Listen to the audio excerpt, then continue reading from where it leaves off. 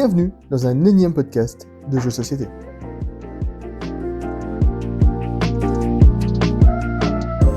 J'ai l'impression qu'il a commencé. Attends, oui, stop recording. Non, je pense que ça record.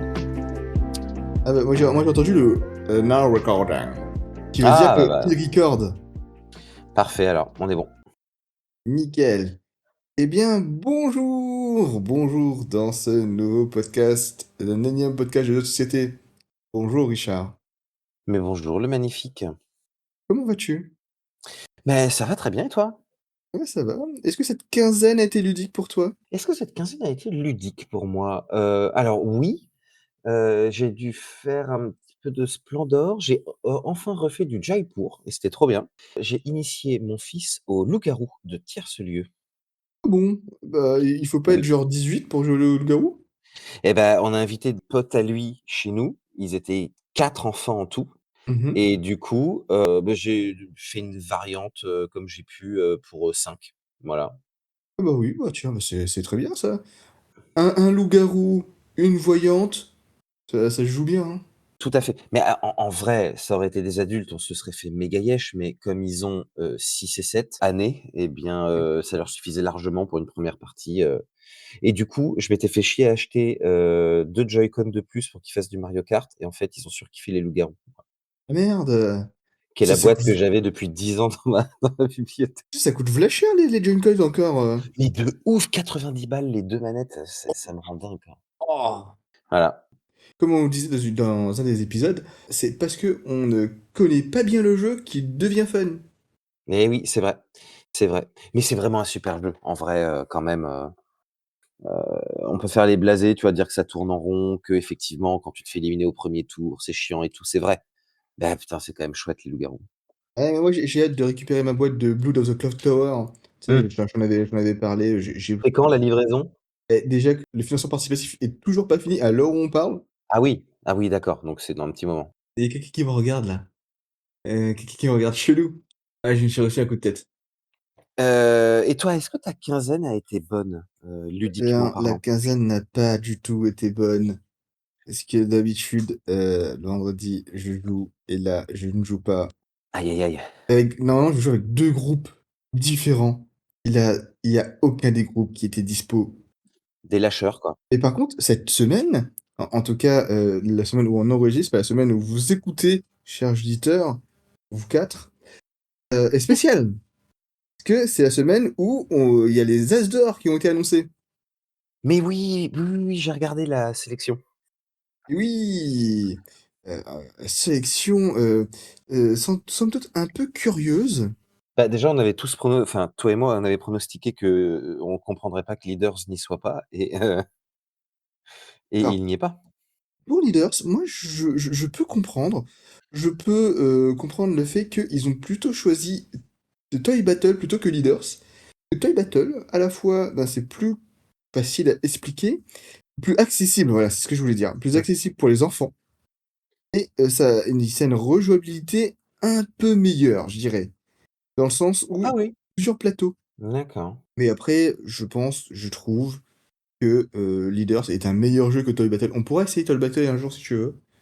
Mais grave, grave, avec plaisir. Moi, j'ai un peu de mal avec Toy Battle, mais c'est un très bon jeu. Mais moi, je rêvais d'acheter la Mmh. boîte, quand j'ai compris que c'était pas des vrais faux jouets dans Oui, la boîte, ça m'a refroidi. je trouve la promesse pas du tout tenue de jouer. C'est pas du tout une bataille de jouets. Tu mettrais n'importe quel autre thème, ça marcherait mieux, je trouve. Bah, ouais, c'est C'est ça. orienté pour les enfants, du coup, ça marche bien. Du coup, ils sont nommés.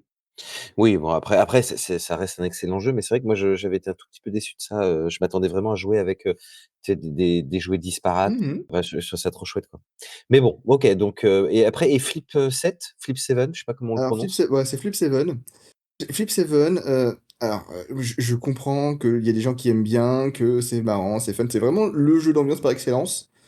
Moi, j'ai du mal, hein, parce que déjà, on va dire qu'il y a pas de design, c'est vraiment enfin si, justement, il y a que du design, il y a pas de thème, il y a pas de décor, il y a pas de choses qui ont été dessinées par rapport au thème, vu qu'il y en a pas. Et c'est un jeu complètement de hasard. Tu ne peux pratiquement rien maîtriser dans ce jeu. C'est juste Mmh. fun, c'est du fun, voilà. OK et Rebirth? Tu y as déjà Ouais, joué? j'y ai joué. C'est un jeu de placement qui est très sympa. Du coup, en fait, bah, il y a une énorme carte et à chaque fois, tu dois placer une petite tuile. Soit une tuile, de ville dans les villages, soit une tuile d'électricité ou un autre truc, je me souviens plus, ou ferme. Mmh. Bah, si tu as plusieurs tuiles du même type, tu gagnes autant de points de ce type-là. Ou si c'est une ville, lorsque on a assez de tuiles villes côte à côte, ça conquiert la ville. Et celui qui a mis le plus de tuiles villes dans bah, la ville qui va être conquérie gagne le plus de points. Ce qui fait que faut OK. un peu de stratégie, il faut voir ce que les autres font, faut un peu les contre-bloquer. C'est sympathique. C'est un bon jeu de placement. Je pense qu'il a sa place.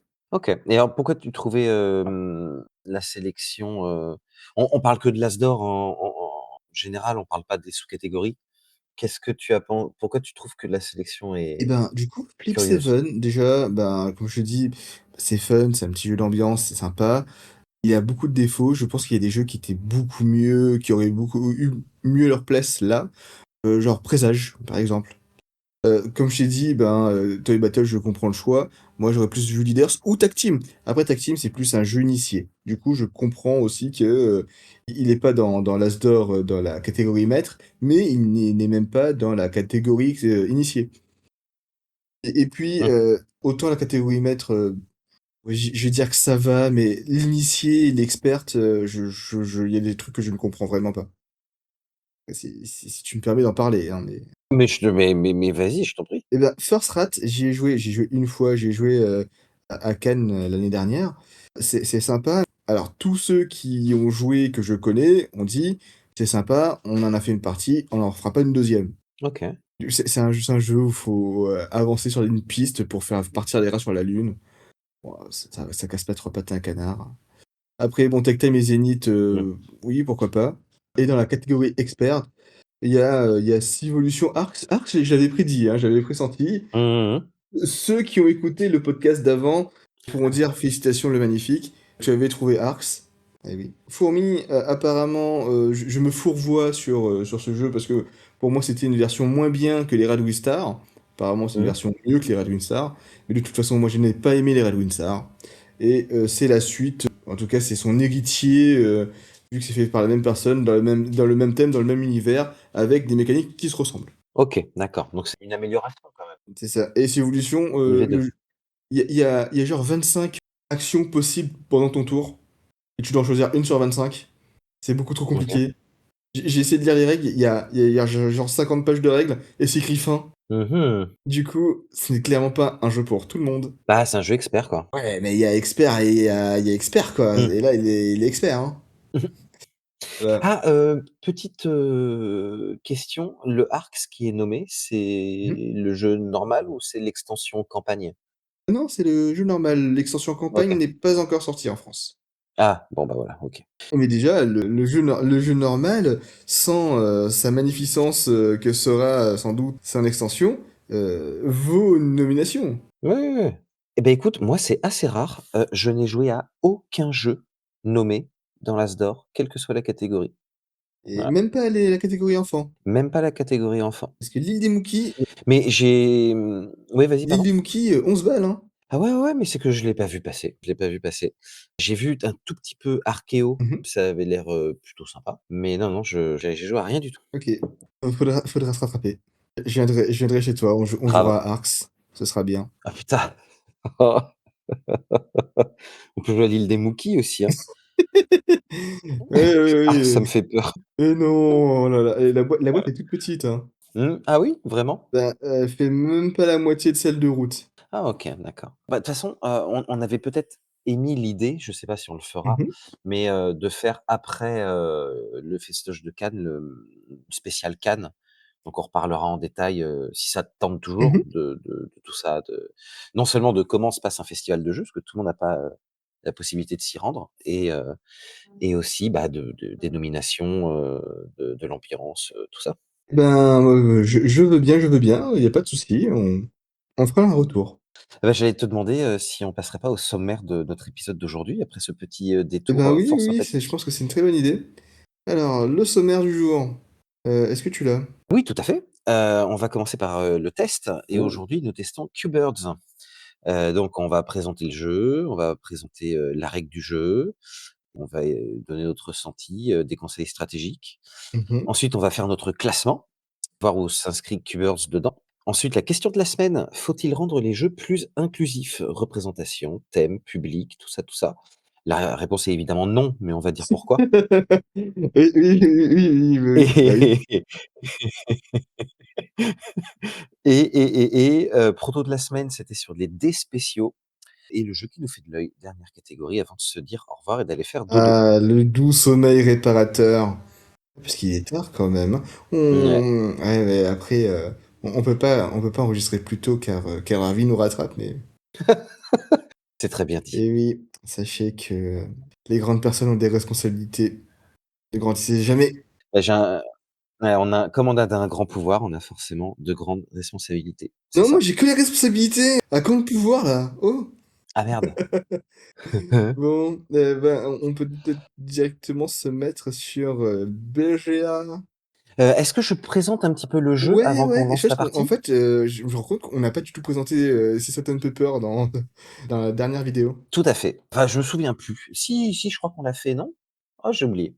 Non, on dit qu'on le fait Mmh. et après on a présenté, l'auteur, on a présenté les choses, mais on Ah n'a pas oui, présenté le jeu, sur comment ça se joue. d'accord. Bon, bah, là, moi, j'ai préparé des trucs au cas où. Je sais pas si toi, tu en as préparé? Oh non, pas du tout. Enfin, j'ai préparé, de quoi parler de façon tactique, OK. mais c'est tout. Alors, Q-Birds, c'est un jeu de Stéphane Alexander. Il a déjà fait, King Chocolate et Area 51 Top Secret. Je connais aucun de ces 2 jeux. C'est édité par Catch Up Games qui ont fait Paper Tales, Far Away et Château Combo. Ah, Far Away, ce magnifique jeu. Mais Château Combo, Gâteau combo. trop bien Château Combo. Donc, Q-Birds, c'est un jeu avec un paquet de cartes oiseaux de 8 espèces différentes. Chaque carte Mmh. oiseau a 2 chiffres en haut à droite, genre par exemple 6 et 9. Ces chiffres vont être propres à chaque espèce. Pour démarrer le jeu, on retourne face visible sur la table 12 cartes qu'on répartit en 4 lignes de 3 cartes. Donc ça te fait un rectangle de 3, 3, 3, 3. C'est ce qu'on appelle les clôtures sur lesquelles se posent les oiseaux. Sur chaque ligne, il doit y avoir 3 espèces différentes. Et dernière étape, on distribue 8 oiseaux à chaque joueur, face cachée. Et ensuite, le jeu est d'une simplicité enfantine. Chaque joueur peut faire une action facultative et doit faire une action obligatoire. L'action obligatoire, c'est poser des oiseaux. Donc, c'est-à-dire que dans ta main, tu as plein d'oiseaux. Tu dois choisir une espèce et poser tous les représentants de cette espèce à gauche ou à droite, à un des bouts d'une des lignes. Si sur cette ligne, il y avait déjà la même espèce d'oiseau, par exemple, genre, je pose des mésanges et il y avait déjà une mésange sur la table, là où je vais la poser, j'ai le droit de récupérer tous les oiseaux qui sont entre la mésange qui était sur la table et les mésanges que je viens de poser à un bout ou l'autre de la ligne et je la récupère dans ma main, cette nouvelle espèce. Ces éventuelles d'ailleurs nouvelles espèces. Si par hasard il reste plus qu'une seule espèce d'oiseau sur la ligne, on ajoute des cartes de la pioche jusqu'à ce qu'on retrouve 3 espèces et si par malheur tu poses tes oiseaux et que tu récupères aucun oiseau, tu peux piocher 2 cartes depuis la pioche. Donc ça, c'est l'action obligatoire, poser des oiseaux. Et après, tu as l'option facultative, l'action pardon facultative, c'est faire une envolée. J'ai dit tout à l'heure que chaque espèce d'oiseau, sur sa carte, elle avait 2 chiffres, 6 et 9. Dès que tu as donc, pour notre exemple, dans ta main, 6 cartes de cette espèce d'oiseau, tu peux réaliser une envolée, c'est-à-dire t'en défausser et poser une de ces cartes que tu as défaussées devant toi et ça va figurer ton score, en fait. Le but est d'avoir devant toi une collection d'oiseaux, ça va compter dans les comment on appelle ça? Dans les conditions de victoire. Le 6 c'est la petite envolée. Le 9 c'est la grande envolée. Si tu arrives à faire 9 oiseaux, et ben, tu garderas 2 cartes devant toi au lieu d'une. Tu gagnes donc 2 points au lieu d'un. Le but du jeu, c'est d'avoir devant toi soit 7 espèces différentes d'oiseaux sur les 8, soit 3 représentants de 2 espèces différentes. Voilà et ensuite rapido, les mécaniques de jeu, il y en a 2. Gestion de main, donc on en parle à chaque, épisode donc hein, tu on a une main, on a des cartes dedans et c'est une collecte d'ensemble. BGG, il parle de set collection, c'est-à-dire que tu vas récupérer des choses pendant la partie, ça peut être des cartes, des pions, ce que tu veux et ces choses ne vont avoir un intérêt que si elles font partie d'un ensemble de choses identiques, similaires et cetera, mais seules, elles ne servent à rien. Voilà, c'est tout. J'ai l'impression que dès qu'il y a des cartes, il y a du hand management. Bah, en vrai, on n'a pas fait beaucoup de jeux où il y avait pas de hand management, je trouve. On en a pas fait beaucoup. Bah, Leaders. oui, voilà, non, mais il y a je te dis pas qu'il y en a pas, mais c'est vrai que c'est quelque chose de très régulier, ouais. Mmh. Non, je suis d'accord. Et on peut souligner que c'est un jeu de pas Corentin Lebras, encore une fois. Le pauvre. Et J'espère qu'il écoute pas ce qu'on dit, hein. non, ça m'étonnerait. S'il fait partie des 4 mecs qui nous écoutent ou des 4 dames qui nous écoutent, et ben, on aurait vraiment beaucoup de chance. On peut savoir à partir de Spotify, qui sont, quel sexe se proclament les gens qui nous écoutent. Ah!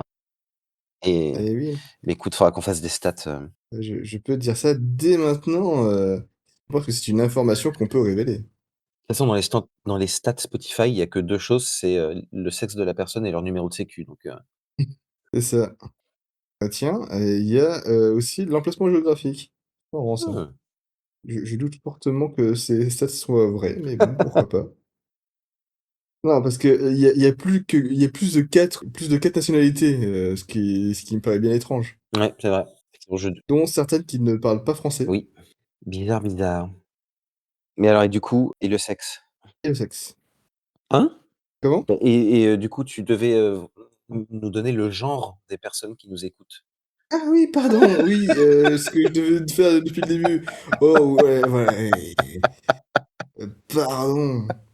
C'est comme, ce matin, j'étais enfin, cet après-midi, j'étais en réunion, quand, je devais taper le compte rendu et à un moment donné, les gens, ils me voyaient plus taper. Enfin, bah, magnifique. «Tu tapes plus?»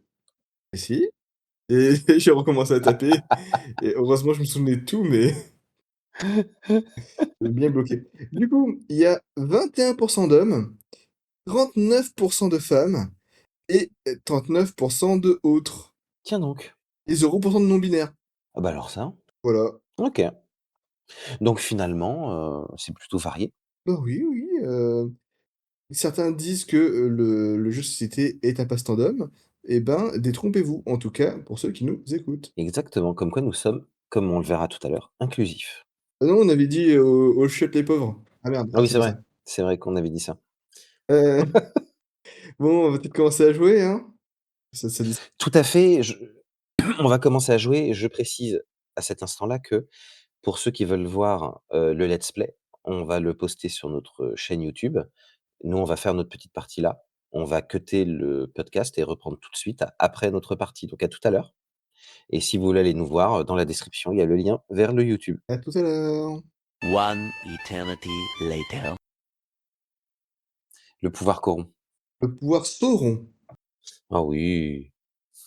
Allez, pose-moi tes oiseaux là. D'ailleurs, j'avais vu une remarque très pertinente. L'anneau Mmh. unique, l'anneau qui commandera tout le monde là, blablabla, blablabla. Ça fait que rendre invisible cette merde là. C'est vrai, hein. Je suis assez d'accord. J'ai toujours trouvé que le pouvoir était nul à chier. 5 minutes later. OK et bah, rebonjour messieurs, dames. Voilà, on vient de faire une partie de Q-Birds qui a duré, montre en main, 12 minutes. Ah, on était rapide sur le Q-Birds. Bah, en vrai, on peut quand même dire maintenant, que c'est un jeu auquel on a déjà pas mal joué Ouais, ouais, ouais, c'est un jeu qu'on maîtrise, c'est un jeu, qu'on a quand même, pas mal, expérimenté. et du coup, je me souviens plus qu'est-ce qu'on a dit? On fait d'abord le ressenti ou d'abord les tactiques? D'abord le ressenti. Pardon. Bah, vas-y, alors qu'est-ce que tu penses de Q-Birds? Et ben, Q-Birds, c'est un chouette jeu, c'est un petit jeu de table, un petit jeu d'ambiance où, les oiseaux sont carrés, où ça donne une bonne vibe. Sur table, j'ai joué qu'une seule fois. C'est un peu galère, hein, je trouve, de manipuler les oiseaux là. En plus, la règle est pas forcément très claire. Qui j'avais joué, avait toujours mal joué parce qu'il ne défaussait pas tous les oiseaux à chaque fois qu'il faisait une envolée, il défaussait juste pile le bon nombre d'oiseaux. Ce qui fait qu'il leur laisse il gardait les oiseaux en main Mmh? pour pouvoir faire des trucs et ce n'est pas ça l'esprit du jeu, non, non, il faut se séparer de tous ces oiseaux. Du coup, règle pas forcément claire là-dessus. BGA aide énormément à comprendre ce qu'il faut faire. Ouais. Merci BGA. Je trouve que c'est un jeu mieux sur BGA qu'en vrai. Ben, moi j'aime bien. Mmh. Et toi donc? Mais moi, je te suis complètement. C'est un de mes jeux préférés. J'adore Q-Birds, c'est trop bien. J'ai pu, dans certains épisodes qui sont encore dans les limbes de ce podcast, dire que c'était meilleur que Seven Wonders, quoi. Duel! Donc moi, j'adore, Q-Birds. Je suis d'accord avec toi, en revanche. Je suis allé relire la règle pour la présenter pour notre épisode d'aujourd'hui et j'ai trouvé Mmh. la règle pas claire alors que je sais y jouer, quoi. Ouais, il y a un petit problème de règles, mais en dehors de ça, les cartes, elles sont très jolies. Moi, je trouve pas que ce soit si compliqué que ça à manipuler, mais je te concède sans problème que, comme beaucoup de jeux, en fait, sur BGA, c'est mieux. Parce que le BGA gère tout, quoi. Mais non, non, moi j'adore. Qbert, c'est trop bien. Eh ben nickel. Du coup, on fait le classement maintenant ou d'abord les conseils tactiques? Oh bah tactique, tactique.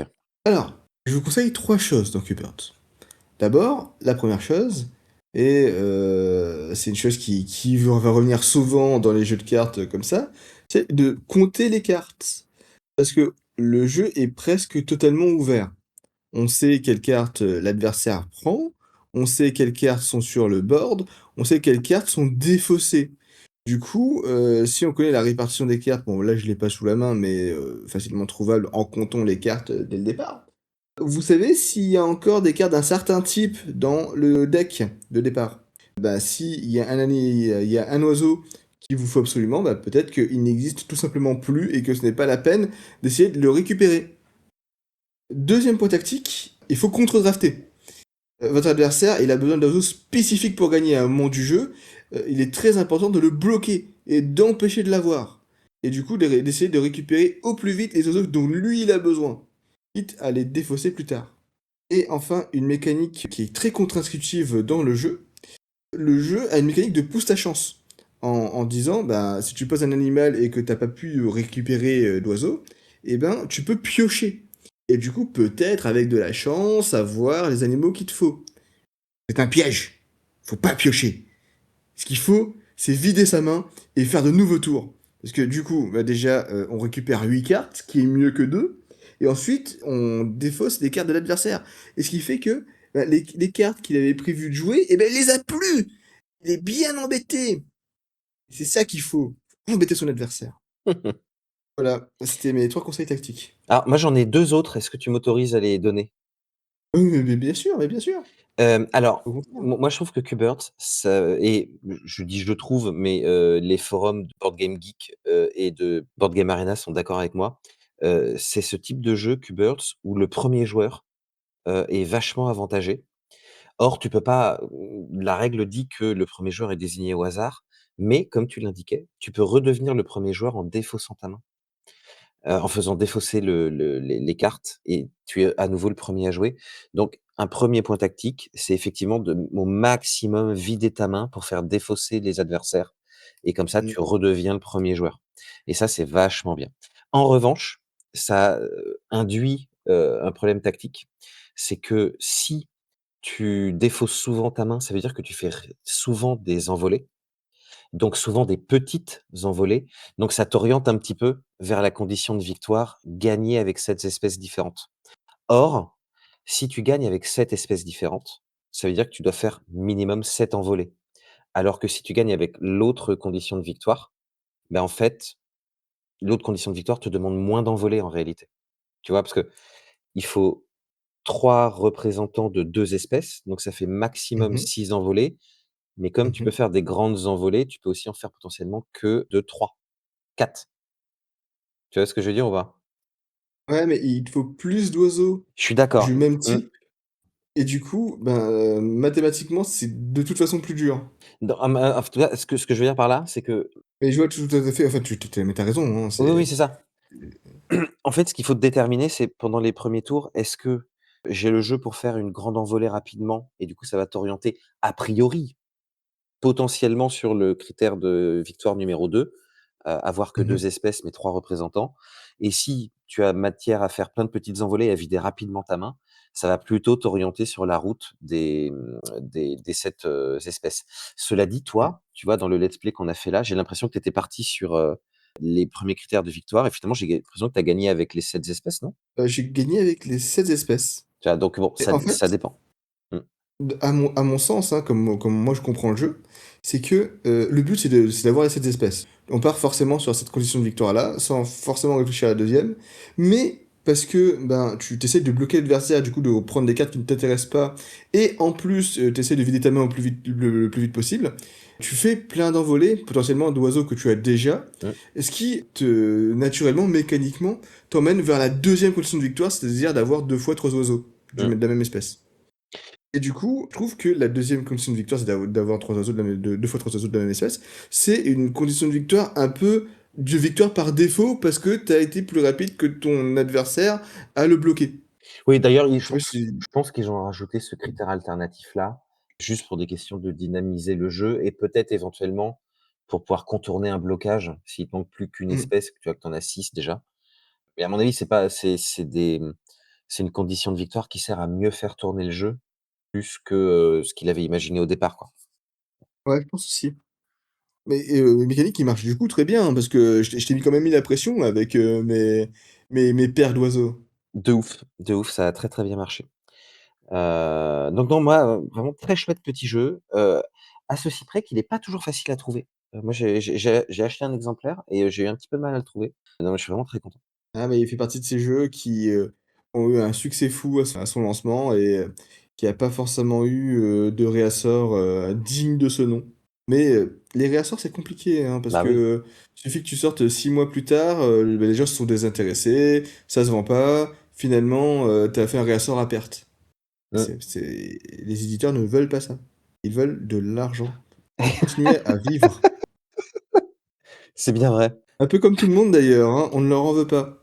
Chers, éditeurs de jeux, si jamais vous nous écoutez, bah, continuez à gagner de l'argent quoi, sinon, Mmh. c'est chiant. Enfin non, cela dit, sauf le merveilleux éditeur dont j'ai mangé le nom, dont tu parlais dans il y a 2 épisodes, où tu sais, ils ont fait un jeu héritage, un jeu testament là.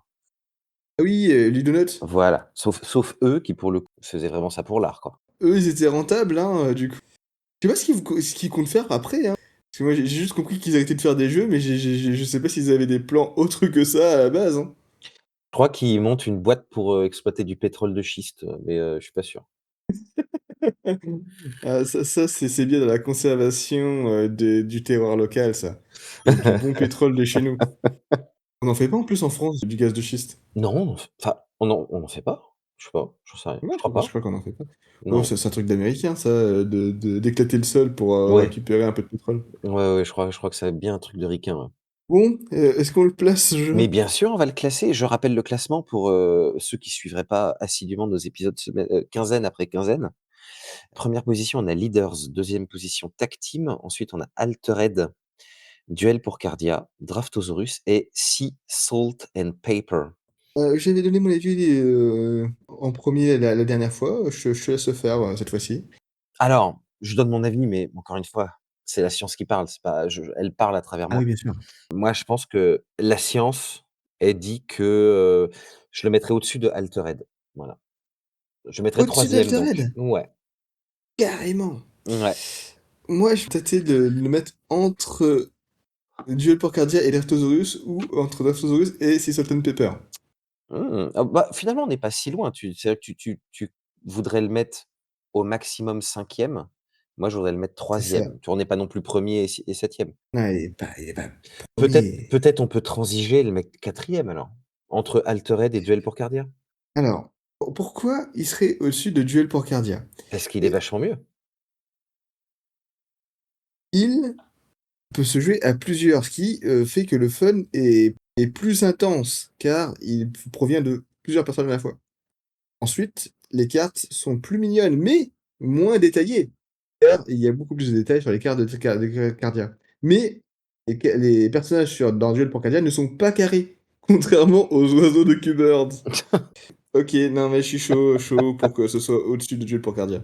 En vrai, j'aurais voulu le mettre bien plus haut, mais par respect pour toi, je me suis contenté de le mettre troisième. Donc quatrième, Non mais attends, Q-Birds. on peut toujours débattre, est-ce qu'il est au-dessus de Tag Team, hein? Si tu as les bons arguments, moi je veux bien, hein. Mais non, j'ai en fait, je trouve peut-être que notre classement, glorifie certains critères. En vrai, en plus, tous les arguments, valent aussi pour Altered, du coup, s'il est au-dessus de Duel pour Cardia, il est au-dessus d'Altered. Non, non, mais en vrai, ça me va non, non, non, OK mais pour qu'il c'est soit bon, ça troisième. je trouvais que Non mais après réflexion, moi je trouve, OK pour eh ben, troisième. allez, troisième. Je suis désolé Altered, je l'aime vraiment beaucoup en plus Altered. Je l'aime tellement beaucoup que moi j'étais prêt à le mettre premier. Alors, Q-Birds, je Ouais, l'aime vraiment énormément. Bird, il est quand même moins rejouable que Tag Team et Leaders. L'édition est moins bien, on l'a dit, les règles sont moins bien écrites. Bah, Q-Birds, il est peut-être OK, les règles de tag team, Cubert, c'est les moins rejouables vas-y. que les 2 qui le précèdent, donc Tag Team et Leaders et cela dit, Mmh. pour autant, j'y ai bien plus joué qu'aux 2 Ah mais autres. tu y as joué qu'une fois les 2 Bah oui, autres? c'est ça. Ouais, il faut y jouer plus souvent. Ah mais moi je joue à Ah ça n'importe quoi, mais c'est remarque, maintenant que je suis membre premium de BGA, peut-être que de temps en temps je ferai une partie. mais tu pouvais faire une partie même avant. Bah oui, mais Tu j'étais étais pas obligé de premium pour lancer des parties? je sais pas je sais pas, je suis membre premium depuis 10 Oh. minutes, laisse-moi atterrir, je sais pas. Pardon, excuse-moi. C'est juste que je pense que tu mets sur un piédestal, le fait d'être premium, hein. Bah, ça arrive pas souvent dans la vie d'être premium, hein, tu sais? C'est pas faux. Ah, comment j'étais saucé quand j'étais, dans la catégorie premium de l'avion. Je sais même Ah! plus comment on dit ça se dit, Business class? Première classe. la 1re classe. Ouais, ouais. D'ailleurs, il y a plus de 1re classe dans les métros, je suis outré. Attends, J'ai pas pu, expérimenter cela. mais il y a jamais eu de première classe dans le métro? Si. Ah si, si, si. Non, mais il y a très longtemps. Ah oui, il y a très longtemps, Ah oui. oui, d'accord, voilà, non mais c'est ça, À l'époque où le métro est sorti, voilà, c'est en ça, mais l'an de grâce, 1920, je sais pas, un truc comme ça. ce que je veux dire, c'est que par exemple, prenons le cas d'une vieille personne comme moi, quand je suis né, Mmh. il y avait pas de Ouais. première classe dans le métro, je pense. Bah, ouais, je pense pas non plus. Mmh. Je sais pas. J'aurais aimé faire la recherche, mais flemme. Voilà. Bon, Attends. du coup, on peut passer à la suite, je pense. Tout à fait, ça va être la question de la semaine. La question de la semaine, la question de la semaine. Toujours pas de bande son, hein. Ah bah si, Ah tu viens de ouais. la faire et je propose que tu la samples et qu'on la garde chaque semaine, chaque quinzaine. Ouais. Mais le problème, c'est que, il faut une très, bonne, un très bon sample. 1845-1900. Ouais, on risquait pas de l'avoir, hein, cette 1re classe. Ah alors tu dis ça, moi je vois en 1991, la RATP a supprimé définitivement la première classe. Ah 91! Ouais, moi je vois ça en 91. Incroyable Il quand même. manquait pas grand-chose. Et j'avais 4 ans. Mais il s'est passé quoi en 1845, en 1845-1900 là? C'est quoi cet article Wikipédia qui pue? Faudrait peut-être que je la lise d'ailleurs. Peut-être qu'il faut lire. Bon, bah, j'ai la flemme de lire, tant pis. Alors question de la semaine, faut-il rendre les jeux plus inclusifs? J'ai commencé le classement, donc vas-y, je t'en prie. Alors, faut-il rendre les jeux plus inclusifs? Merde, j'ai pas l'article Wikipédia sur l'inclusivité. J'en ai une définition. Ah OK, vas-y. Ouais, alors l'inclusivité en linguistique, ah bah non, ça c'est le mot inclusif. Bon, vas-y alors. Bon, moi c'est simple, hein. L'inclusivité, je l'ai définie comme la volonté de n'exclure personne. Donc on va faire attention aux capacités physiques ou cognitives des gens à qui on s'adresse, à leur sexe, à leur origine, non pas pour les renvoyer à ces caractéristiques, mais pour s'assurer qu'ils soient inclus dans la partie, pour ce qui va concerner notre jeu de société. Donc ça veut dire que l'inclusivité va être un ensemble de choix de conception qui influencent qui peut jouer à ce jeu, qui peut se projeter dans ce jeu, dans son histoire, qui peut se sentir légitime dans cette partie. Moi, c'est ça l'inclusivité. Donc finalement, l'inclusivité, c'est la capacité d'un jeu de société à ne pas exclure inutilement des joueurs potentiels par son thème, ses représentations, ses règles ou son ergonomie. Ouais, qu'est-ce que tu penses? Eh bien, c'est parfait. Oh! Très bonne présentation. Du coup, pour illustrer un peu, bah, l'inclusivité dans le jeu de société et pour montrer qu'il y a quand même quelques efforts qui sont faits, je voudrais citer l'exemple de Sea Salt and Pepper. Oh, un jeu qu'on a joué il y a pas longtemps. Oh, mais oui, épisode, 6. Exactement, qui a sur les cartes directement des petits symboles afin de, définir la couleur pour les gens qui sont daltoniens, afin qu'ils puissent jouer, sans même, avoir besoin de connaître les couleurs. Et du coup, on peut voir des petits symboles tels que, des traits, des demi-triangles pleins, des demi-triangles vides, des carrés sur, le coin, supérieur gauche juste à côté, du symbole des cartes afin, de différencier les différentes couleurs. Le daltonisme, qu'est-ce que c'est? Pour les gens qui vivent, dans des grottes, ou qui tout simplement pas le terme, c'est le fait de ne pas voir toutes les couleurs. Après, c'est un problème qui touche, un certain pan de la population, 8 de la population masculine et 0,4 de la population féminine. C'est un problème de bonhomme. Mais il existe d'autres exemples. Est-ce que toi, tu as d'autres exemples ou tu veux que je continue? Hop, hop, hop, hop, hop, hop, hop, hop. Non, non, je t'en prie, vas-y, continue. Je suis en train de réfléchir, mais j'ai pas pris d'exemple pour le design. Mais il y en a Mmh. plein. En vrai, aujourd'hui, c'est pratiquement standard Du design, pourquoi faire? de faire des designs spécifiques pour les gens qui voient pas les couleurs, par exemple, ou je suis en train de réfléchir, putain, j'ai un jeu en tête. Mais par exemple, sur du scoring, au lieu d'avoir, du scoring uniquement par couleur, on va le doubler avec des formes, tu vois? C'est-à-dire Ouais, qu'au lieu d'avoir, je sais pas, rouge, vert, bleu, tu vas avoir un rond bleu, une croix rouge, une coche verte, et ça va te permettre de te reposer sur autre chose que la couleur pour, orienter tes joueurs sur le plateau, quoi. Mais ouais, non, complètement. je suis complètement con, mais j'ai pas d'exemple en tête. Bah, si Salt and Pepper. Si ça te Voilà, fait peur, mais il y en a plein. ouais, il y en a plein, typiquement dans Tag Team aussi, pour, reconnaître les cartes de chaque personnage, bah, à la fois ils ont une couleur et à la fois ils ont un design différent, qui fait que, Mmh. ça permet de reconnaître les cartes, surtout que, bah, les couleurs sont parfois assez proches, du coup c'est un peu chiant. Mais il y a quand même des petits symboles un peu partout qui est, propre à chaque personnage. Bon, c'est pas exactement, pour un but d'inclusivité, mais bon, ça peut aider. Moi, je voulais parler et je pense que ce podcast est essentiellement pour eux, en tout cas, cette question de la semaine leur est adressée. C'est Axi-Jeux. Axi-Jeux qui est une association qui adapte des jeux essentiellement pour, les non-voyants, mais qui, essaye d'adapter des jeux pour, tout type d'handicap, afin que des jeux soient accessibles du coup, aux handicapés. Donc c'est qu'ils mettent soit des choses un peu visuelles, un peu textuelles pour que, les gens qui sont aveugles puissent toucher les jeux et reconnaître du coup, les choses.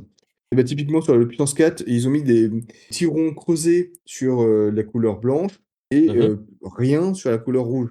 Ce qui fait qu'au toucher et ben, tu arrives à savoir quels sont les pions blancs, quels sont les pions rouges. Sur les jeux de cartes, ils mettent des symboles reliefs afin que Mmh. quand tu touches la carte et ben, tu arrives à savoir quel chiffre c'est. Sachant qu'ils ont un mécanisme de points carrés, genre les points c'est ça vaut 1, les carrés ça Oui. vaut 5 et comme ça, ben, tu t'arrives à savoir, combien ça vaut. Bah, ils ont plein de petits mécanismes comme ça et ils ont fait énormément de jeux.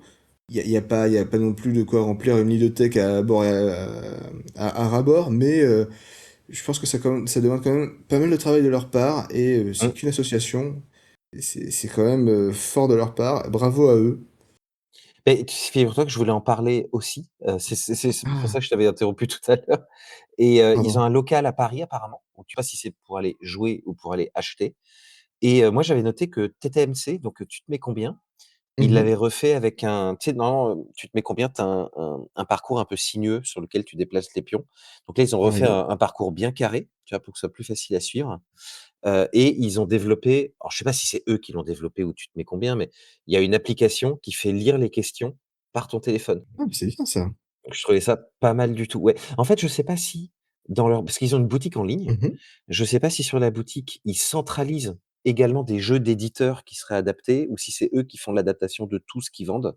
Mais en tout cas, il y a pas mal de trucs, hein. Et c'est ça, ouais, ouais, je suis en train de regarder là, il y a en Mmh. plus, il y a des jeux relativement, récents, hein, bah, Trio par exemple. Tu peux même acheter le Ski-Joe déficient visuel. Je vois pas pourquoi tu achèterais un Ski-Joe, mais si tu en achètes un jour, tu peux l'acheter en déficient visuel, quoi. C'est vraiment trop bien.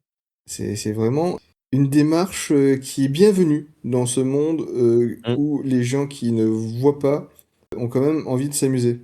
Alors, on parle de déficience visuelle, mais tu peux avoir d'autres types de déficiences, Tout à fait. qui t'empêchent de jouer à des jeux, de société, et notamment des déficiences, intellectuelles de mémoire, de dyslexie, de choses comme ça. Il y a un autre éditeur qui fait des trucs, c'est Asmodée, qui fait une gamme Access Plus, Mmh mh. et donc ce qu'ils font, c'est qu'ils retravaillent, certaines de leurs marques les plus fortes avec, des experts pour les adapter à des handicaps, spécifiques. Par exemple, ils vont augmenter la taille du matériel, pour que ce soit plus facilement lisible, visuel, prenable dans la main. Je suis désolé, c'est pas très français. Ils vont définir des niveaux de difficulté également pour permettre à plus de personnes avec des capacités cognitives différentes d'être inclus dans les parties. Par exemple, Timeline, je sais pas si tu vois ce jeu qui est très simple, Mmh mh. Ah si, si, très bien. remets dans l'ordre tu remets dans l'ordre des événements historiques, et ben, ils ont ajouté dans la gamme Access Plus, des cartes, qui concernent l'expérience de la vie des joueurs. Justement, tu vois, pour que les gens puissent replacer dans le temps, les événements marquants de leur vie, tu vois? Ouais, mais s'ils s'en souviennent pas, comment on sait qu'ils ont raison? Ah bah, le je quand tu joues avec ce genre de public, je sais pas si tu je pense que le but, c'est plutôt de te faire parler de toi, de faire travailler ta mémoire, justement. Mais donc voilà, c'est assez bien foutu. Le site internet d'Access Plus, ils ont même un guide de l'universalité des jeux pour aider, d'autres éditeurs ou joueurs ou concepteurs à adapter leurs propres jeux à divers publics. Donc c'est vachement bien.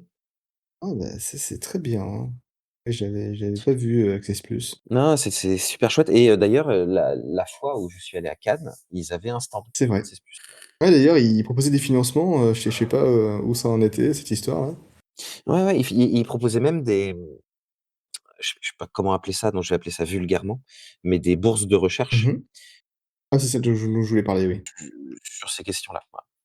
Donc non, non, c'est assez bien. Alors je sais pas si, pour l'instant, il y a 4 jeux adaptés. Il y a le Dobble, il y a Timeline et 2 autres que j'ai oubliés. Dixit et Dixit. Cortex. Cortex, je le connais pas. Moi non plus. Je sais pas trop ce que c'est ce jeu, mais en tout cas, voilà. Tu vois, Dixit, Timeline, c'est quand même des jeux, bien installés. Dobble, n'en parlons pas. Donc c'est vraiment une chouette initiative. Donc mais en revanche, tout ça voilà, on reste sur le plan du design, Mmh. du matériel et c'est très important, mais l'inclusivité, elle s'arrête pas là non plus, Ah, quoi. complètement. Tu veux parler de quoi par rapport à aller plus loin dans l'inclusivité? Moi, j'avais, 2 autres thèmes. Mmh. J'avais thème des jeux et j'avais les mécaniques. Tu veux que je me lance? Ouais, vas-y, vas-y. Bah, alors pour le thème, en fait, là, les éditeurs de jeux font parfois pourraient faire encore plus de travail pour permettre à, différentes, catégories de joueurs de se projeter.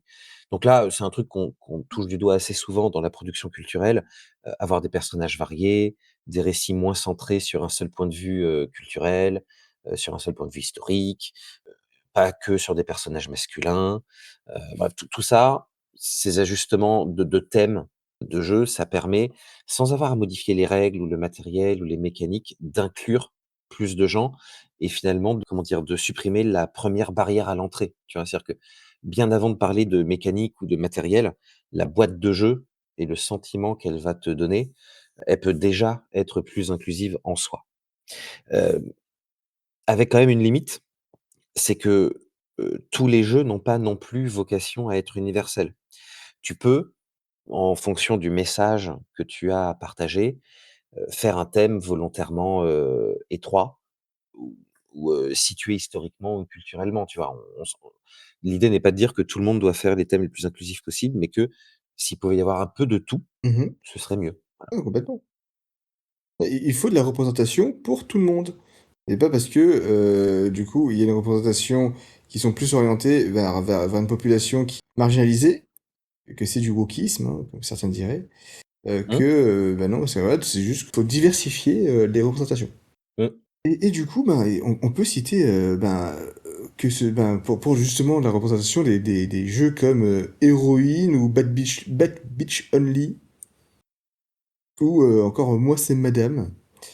Parce que Bad Beach Only qui, je crois, est une sorte de Time's Up, mais qu'avec des femmes. Enfin que où, mmh. les cartes ne sont que des femmes, connues ou qui ont marqué l'histoire. Et Heroine, c'est un jeu coop, mais je n'ai pas forcément regardé ce que c'était. Encore une fois, la représentation, n'est pas allée, jusqu'à moi. D'ailleurs, en préparant ce podcast, j'ai regardé pas mal de listes de jeux qui se revendiquaient comme féministes et Mmh. souvent, il y avait des jeux de cul qui revenaient à l'intérieur de ces listes et je trouve Ah ça ouais. assez étrange de d'associer féminisme et du coup, jeu de cul. J'imagine que ça dépend comment c'est fait, réappropriation du corps, tout ça, mais c'est a priori, oui, c'est disons que c'est suspicieux. Pourquoi pas, quoi? Mais Oui, pourquoi pas, hein, mais bon, j'ai trouvé ça curieux. Heu ouais, ouais, non, mais oui, effectivement. et du coup, bah, si tu veux rajouter quelque chose, mais sinon, je continue. Bah, vas-y, continue, continue. Et du coup, moi, je voulais parler aussi, j'ai perdu mes mots, fais chier. Et j'ai perdu ma page aussi. Oh bah, vas-y, je vais essayer de retrouver une page. En attendant, moi, je peux parler de d'inclusivité et de mécanique de jeu. Mmh. On se rend compte, en fait, que certaines mécaniques de jeu qui sont très répandues, sont des mécaniques qui vont implicitement favoriser certains profils de joueurs. Par exemple, si tu as des mécaniques qui sont basées sur le temps réel, sur la confrontation directe, sur l'élimination des joueurs, sur la surcharge cognitive, tu vas attirer, bah, le profil que tu imagines, masculin, un peu belliqueux, un peu show-off, et finalement, réfléchir à l'inclusivité mécanique, c'est essayer de varier un petit peu les mécaniques de jeu pour permettre d'accueillir plus de typologies de joueurs à la table. Et donc là, des variantes, des modes coopératifs, des niveaux de complexité peuvent permettre d'élargir un petit peu le jeu sans dénaturer le cœur ludique d'un jeu, tu vois? OK. Moi, j'avais noté par exemple Altered, Mmh. parce que c'est un jeu de cartes à collectionner, mais où pour une fois, l'objectif n'est pas de tuer l'adversaire. Tout à fait, Tu sors du schéma de domination classique. Alors, évidemment que tu vas quand même avoir de la confrontation et cetera, mais l'histoire que ça raconte et du coup, ça influence un petit peu la mécanique de jeu, au moins les conditions de victoire, et ben, c'est différent et on en a parlé d'ailleurs, n'hésitez pas à aller voir l'épisode 1. tout à fait. Ça va? Je peux rajouter autre chose si tu veux sur ça? Et ben, du coup, bah, pour illustrer un petit peu le propos, moi j'aurais voulu, parler un petit peu, du jeu qui s'appelle Tonnerre de tuiles. Un jeu, qui se base un peu sur l'inclusivité et qui a été fait, par des élèves, d'une classe, où, du coup, certains des élèves ont un handicap. Ce qui fait Mmh. que, ben, le jeu est adapté pour ces élèves qui ont parfois des problèmes moteurs, qui ont parfois des problèmes visuels. Du coup, bah, le jeu a du coup, bah, des marqueurs qui font que les gens avec des handicaps puissent manipuler le jeu plus facilement, avec, ben, des piliers qui sont faciles à prendre en main. Et ils sont aussi allés dans le visuel, où du coup, il y a des représentations de personnes avec des handicaps visuels, avec des handicaps moteurs, avec, des handicaps qui ne sont pas forcément visibles comme les troubles 10. Il y a vraiment un fort travail sur la représentation et sur le matériel, ils ont un petit succès en financement participatif. Je pense que si vous retrouvez le jeu, n'hésitez pas à l'acheter. Ça, c'est trop bien, tu peux redonner le nom? Tonnerre de tuiles. Tonnerre de tuiles, bah, super initiative, bravo les gars Ouais, et les dames et tous les et autres les enfants. et les enfants. Et du coup, tu voulais rajouter? Oui, oui, je voulais rajouter que, c'était pour non pas pour nuancer parce que c'est pas un message qui a besoin d'être nuancé, mais pour dire que on est évidemment pas en train de dire qu'il faut, que certaines mécaniques de jeu disparaissent. Tu peux tout à fait, au contraire, avoir une appétence pour les jeux exigeants, stressants, compétitifs et surtout, il peut y avoir un message politique, qui tire profit de ces mécaniques-là. Je vais citer un exemple qui va peut-être te faire bondir, tu me diras ce que tu en Mmh mh. penses, mais un jeu comme Mmh. Root, par exemple, qui va reposer sur la domination, le déséquilibre, l'oppression, la conquête de territoire, eh ben, c'est au service d'un message politique qui est à l'intérieur de Root et le message politique serait moins fort si ces mécaniques-là n'étaient pas en Ouais, place, tu vois? complètement. D'ailleurs, bah, c'est même une critique, de tout ce qui se passe à l'intérieur du jeu, hein. Le fait que ce soit des Mmh, petits animaux mignons qui mettent en place un système purement injuste de violence et de cycles vicieux et de recommencement de la violence, il y a quand même un sous-texte qui est quand même très fort, hein, dans Root. mmh, tout à fait, mais c'est pas voilà, en fait, l'idée, ce serait de dire que, dans les types de jeux qui n'ont pas un message politique particulier à faire passer, on pourrait tout à fait imaginer une typologie de mécanique de jeu qui repose sur des choses un petit peu différentes, du simple affrontement. Ah oui, bah, de toute façon, il faut tout pour faire un monde, hein, comme il y a des sports, qui sont adaptés à certains handicaps, d'ailleurs qui sont tout à fait faisables par des gens qui n'ont pas ce handicap-là, hein. On pourrait très bien imaginer et d'ailleurs je crois que c'est presque le cas où, des gens valides, jouent à des handisports, hein, Ouais. ce qui n'enlève rien au fun du jeu. Voire même au contraire, le handi-basket, c'est extrêmement violent. Je sais pas trop comment ils font, mais c'est presque, la rencontre du rugby et du basket, hein, franchement, bravo les gars. Ah Il bah, j'ai fait jamais regardé, tiens, j'irai jeter un ouais, œil. bah, pendant les jeux olympiques, ben, moi je suis parti voir, du handi-basket, franchement ça valait le coup. C'était du beau spectacle. Ah OK, OK, très bien. Merci pour l'info. Moi, j'ai plus rien à dire sur cette question, j'ai tout dit, tout ce Et que bah, j'avais. moi aussi. Bon, bah, on a l'air plutôt Ah d'accord. oui, Donc il faut de l'inclusivité finalement. il faut l'inclusivité, il faut pas non plus se brider en disant que son jeu il est pas assez inclusif et du coup, ne pas appliquer des thèmes, ou des mécaniques parce que, bah, du coup, ce sera pas accessible.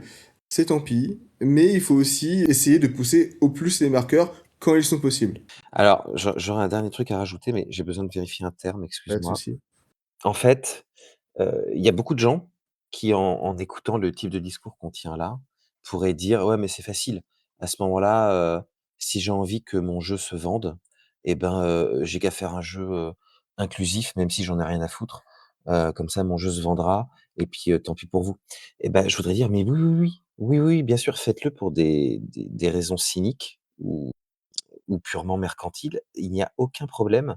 L'hypocrisie a également une fonction civilisatrice. Voilà, c'est un mot que j'ai appris il y a pas très longtemps, la fonction civilisatrice de l'hypocrisie. C'est-à-dire qu'il y a plein de gens qui font des choses bien pour leur propre intérêt, de manière très égoïste, mais on s'en fout. Ils ont fait des choses bien. Continuons comme ça, tu vois? Donc, n'hésitez pas, même si vous êtes un méchant qui fait semblant d'être gentil, au moins vous êtes gentil un petit moment, c'est chouette aussi, quoi. Ouais, c'est vrai qu'il y aurait peut-être plus besoin de fonctions civilisatrices, en ce moment, Putain de ouf. et là les gens ils ont un peu abandonné l'idée quoi, il faut Ouais. mais très bien, bah, merci pour ce petit mot de la fin. Oh, mais avec plaisir. Il résume bien, la pensée que je pense on a voulu transmettre dans cette partie. Bon, bah, écoute, c'est parfait, ça clôt notre question de la semaine et elle était facile à répondre celle-là pour une fois. Encore une fois. Du coup, on passe au proto? Proto, proto, Grave, allons-y. proto, c'est les protos.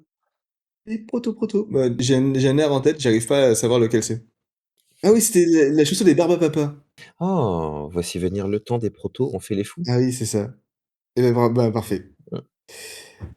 Ah bah, superbe. Alors, proto, c'était Mmh, des spéciaux, créer une identité par la forme du tout à fait. hasard. Et tu veux que je commence ou je commence? Oh, écoute, vas-y, vas-y, commence. Alors, aujourd'hui, je présente le jeu qui s'appelle Dérivé, qui est un Oh, petit jeu de mots entre dé et rivé, et ça a dérivé. Alors, Dérivé, c'est un jeu de dés. Oh, waouh, oh là là, on s'y attendait pas du tout. Peut-être un peu plus gros et sans aucun point. À la place des points, il y a des trous. Ah oui, c'est un jeu de dés.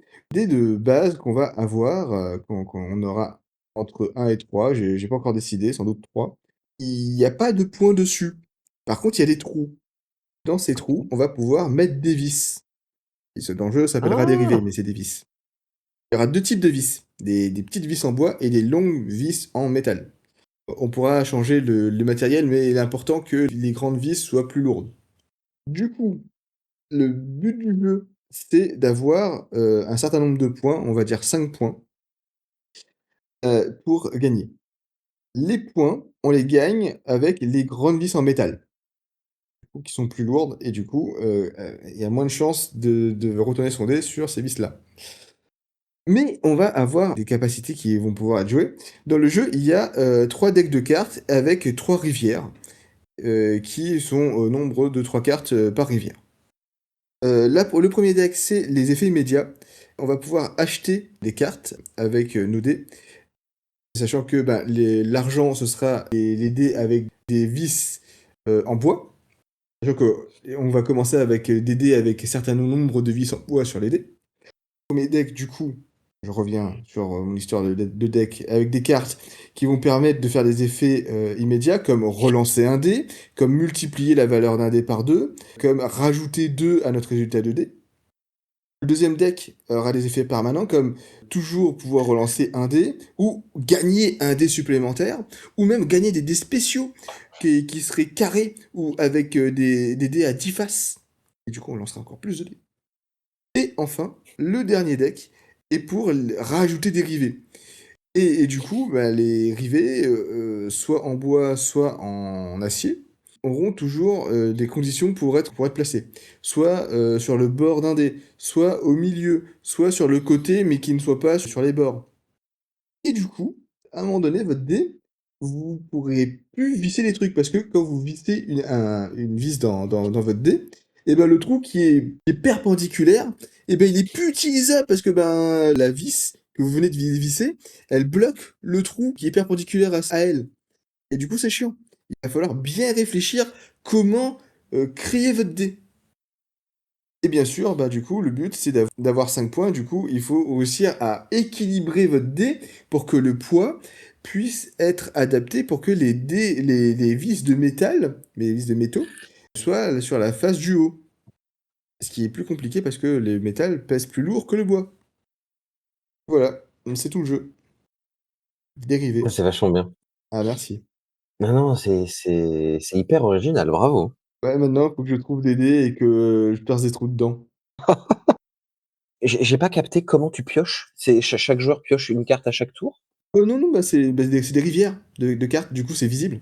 Et tu peux prendre n'importe Mmh. quelle carte visible de la rivière. D'accord, mais une par tour? Autant que tu veux, autant que tu puisses payer, vu que, en fait, tu lances les dés, les vis visibles de bois sont ta monnaie. Du coup, bah, si tu as fait Ah oui, oui, 3 oui, je vis suis bête. visibles, et bah, tu peux payer pour 3. Sachant que bah, le prix des cartes, bah, plus c'est intéressant et plus c'est cher, forcément. Mmh.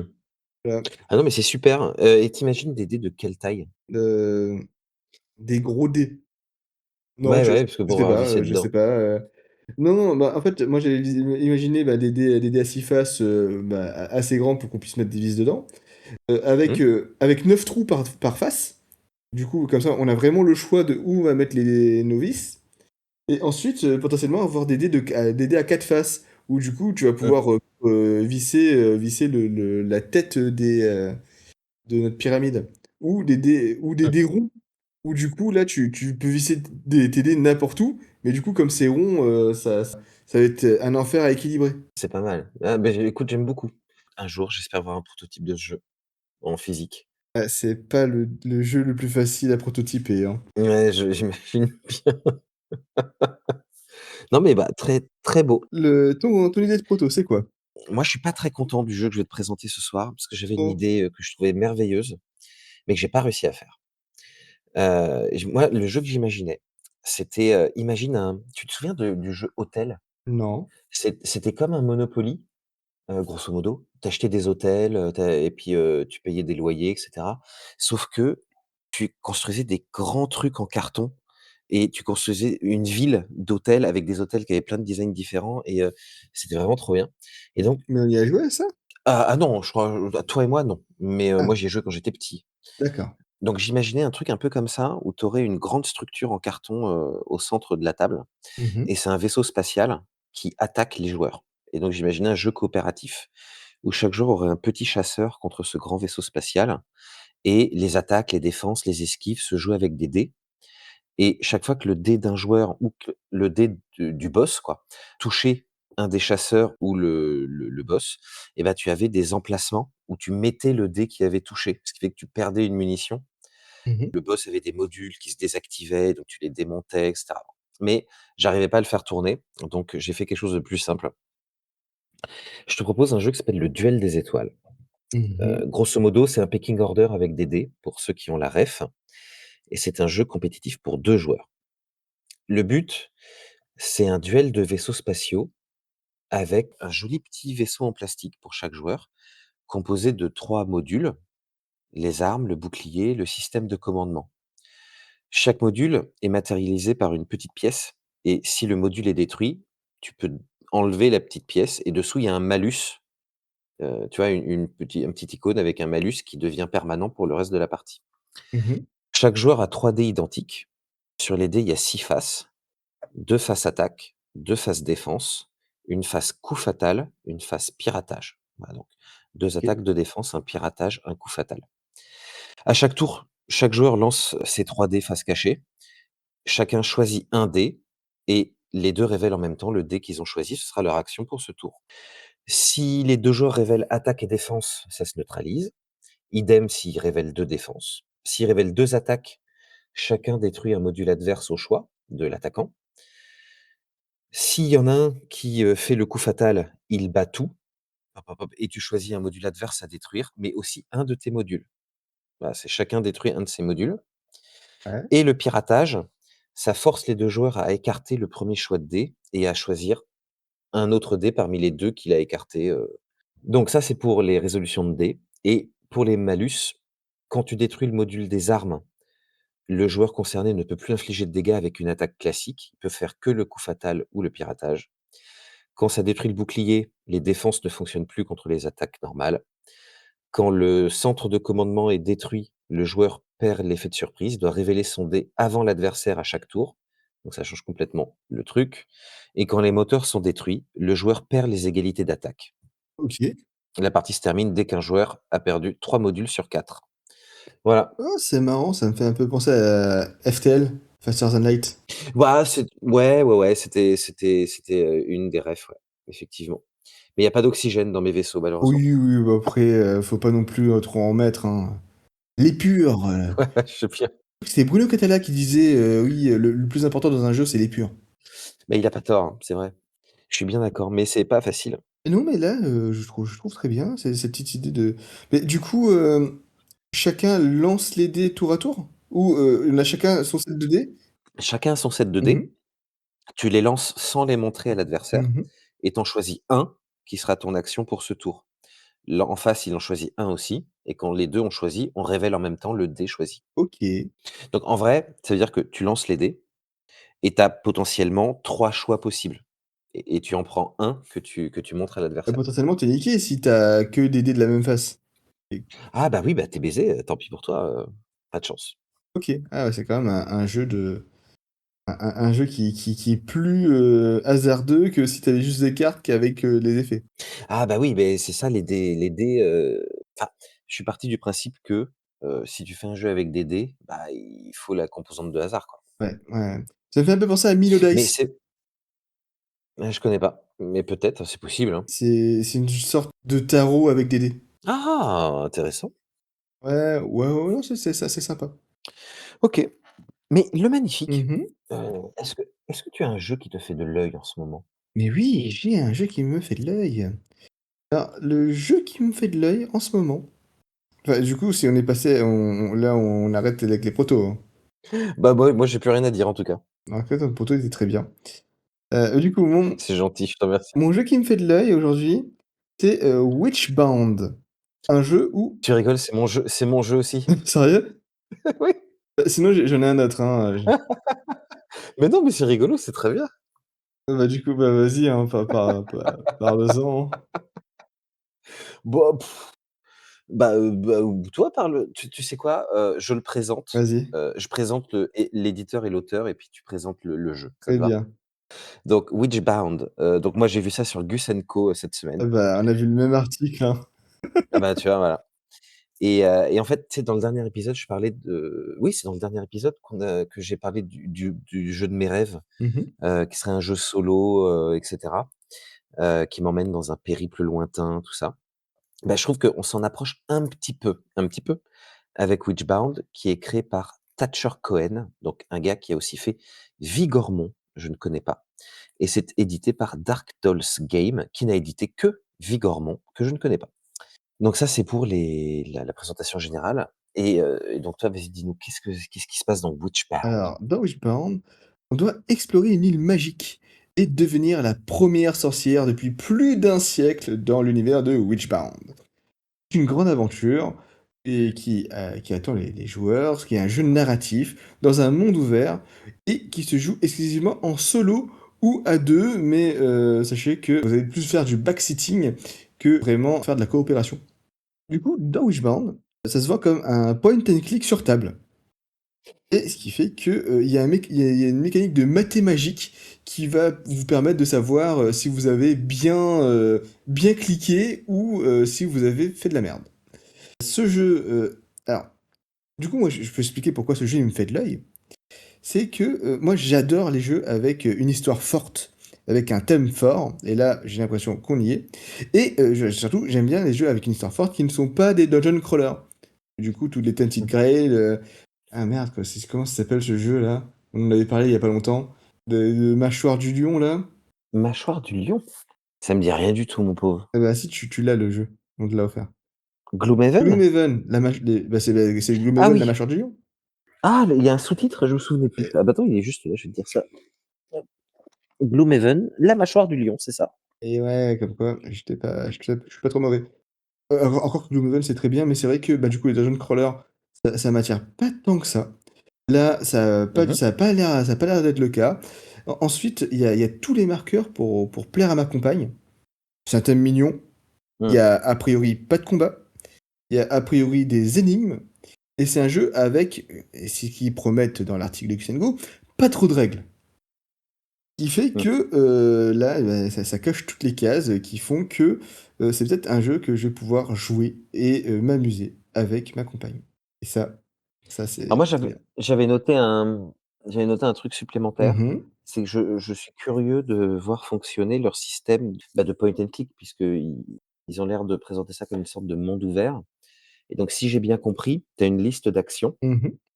qui vont être un chiffre de 1 à 10 par exemple et tu as des zones dans lesquelles tu peux te rendre, auxquelles sont assignés, un nombre, par exemple, 58 et donc si tu fais, je sais pas, je veux faire l'action numéro 3, cuisiner sur le lieu 58, la plage et ben tu vas au paragraphe 358 du bouquin Witchbound qui est vendu avec le jeu, quoi.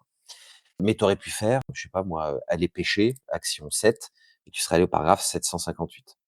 Donc j'ai l'impression que c'est alors ça doit être un enfer à fabriquer, mais je trouve que le principe est vraiment, brillant et simple. Donc j'ai hâte de voir ça. En revanche, en voyant des photos du matériel, je trouve qu'on est quand même vachement proche du livre dont vous êtes le héros, tu vois? Oui. Bah, je me demande si c'est vraiment un jeu de société ou si c'est assez un jeu de société.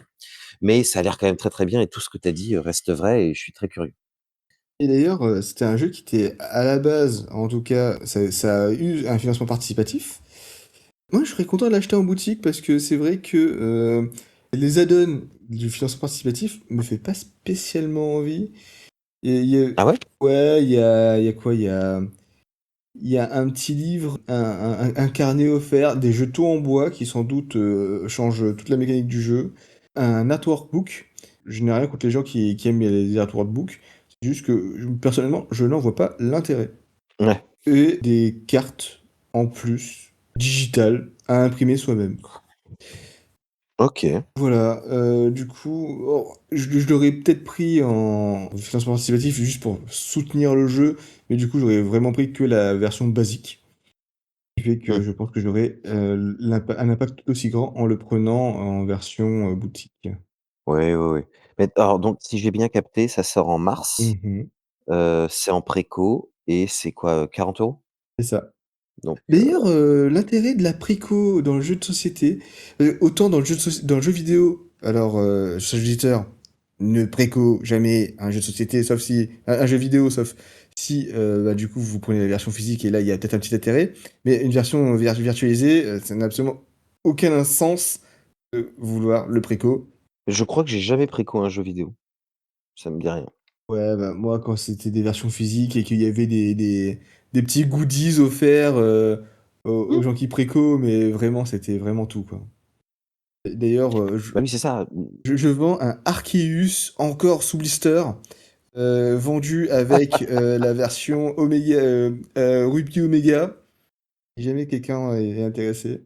Qui n'hésite pas à nous contacter par, bah, je sais pas par Bah, quoi, ouais, tiens. mais un commentaire, c'est bon là. Oui, un commentaire, c'est vrai.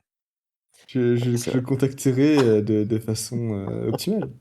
Bah oui, tu précommandes, parce que normalement précommander, c'est pour t'assurer d'avoir une version physique C'est ça. au cas où, il y ait plus de stock donc Et c'est vrai qu'il y a des jeux, ah, jour 1, il y a plus de stock, hein, mmh, bien sûr. du coup, sinon, ouais, n'hésitez pas à précommander les jeux de société.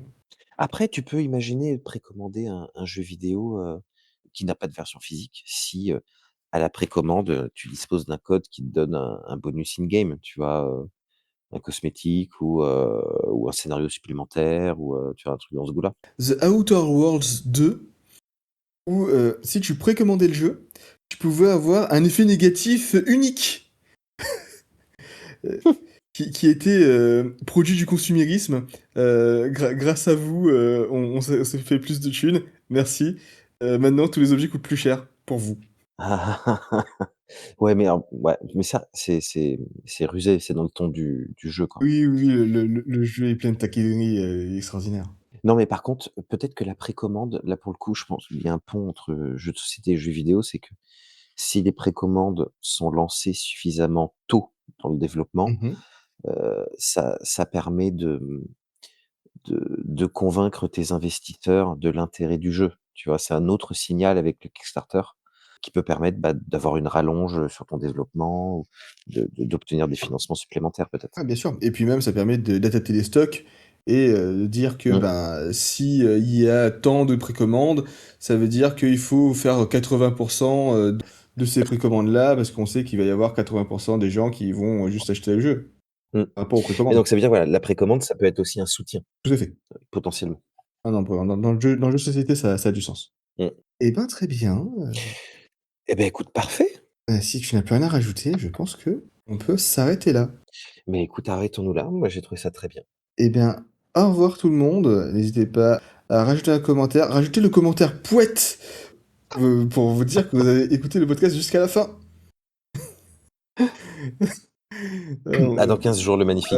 je jure, j'essaie des trucs, hein, parce que, y a une Mais tu bien fait, c'était super. oui, bah, oui, bien sûr.